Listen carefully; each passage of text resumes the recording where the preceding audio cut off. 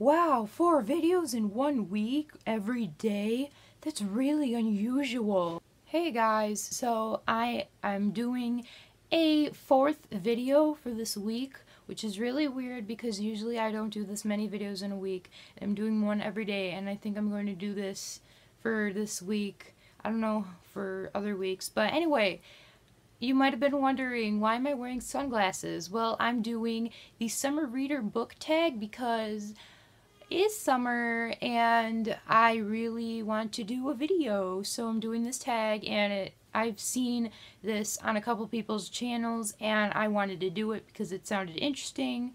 And this was created by Island of Books, and later when I edit the description I might leave a link to the original video so you can go check that out. And let's just get on to the questions. So basically how this tag goes is all the questions, instead of being numbered, are items that are relating to summer, and then a statement along with it, like pick a book that blah blah blah, like fits that thing.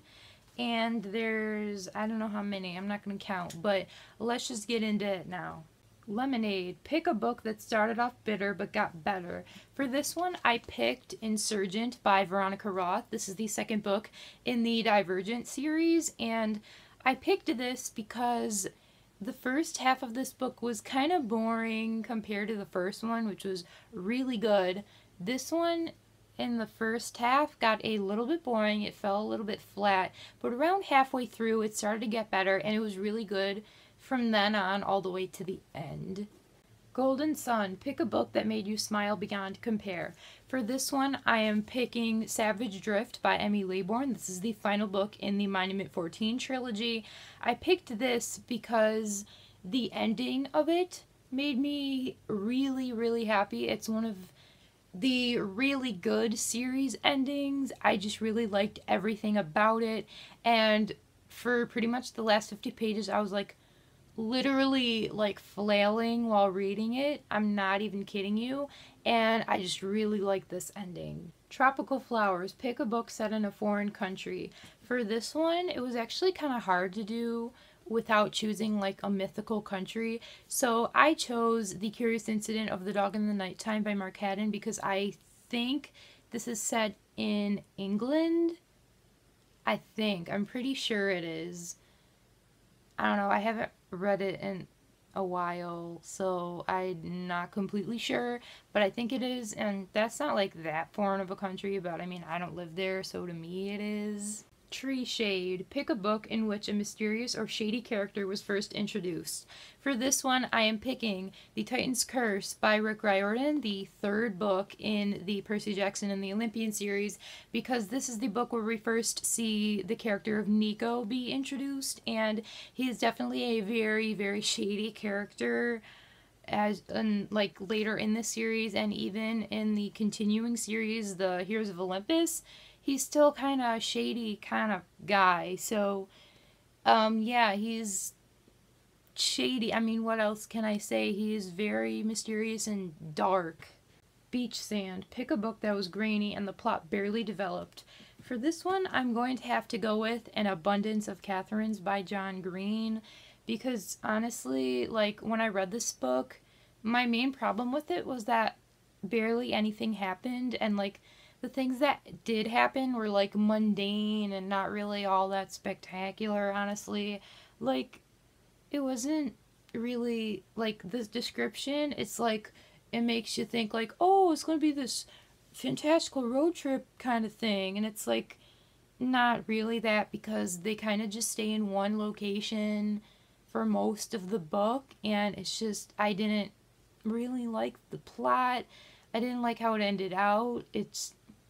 I didn't really like the conflict in the plot. Just didn't, it was not even developed. It wasn't important. It was just a very meh book.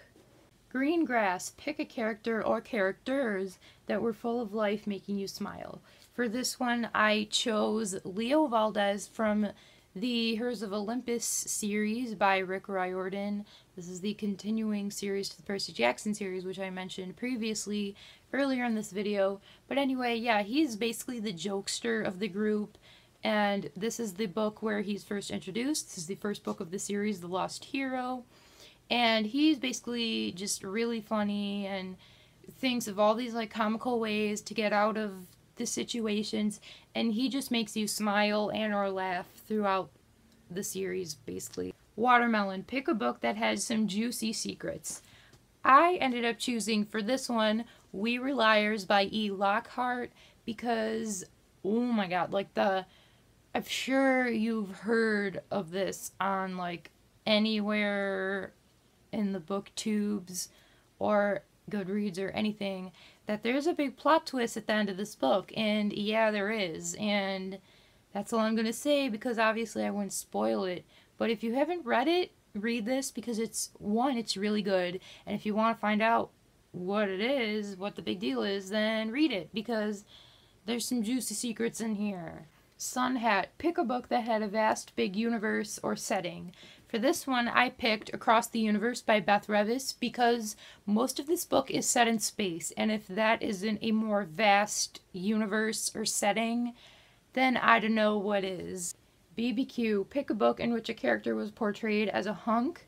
For this one, I chose Catching Fire by Suzanne Collins, the second book in the Hunger Games trilogy. I chose this because this is the first book in the series where we see the character of Finnick introduced, and like obviously like in the book it says basically what pertains to this question. I don't know what else to say, but yeah, this. Summer Fun, pass the tag on. So I'm not going to tag anyone in particular, but if you want to do this tag, go right ahead. I mean, I thought this tag was pretty cool, and that's what I did, so you should do it too. And let me know what your answers are if you do this, and that's pretty much it for this tag and this video.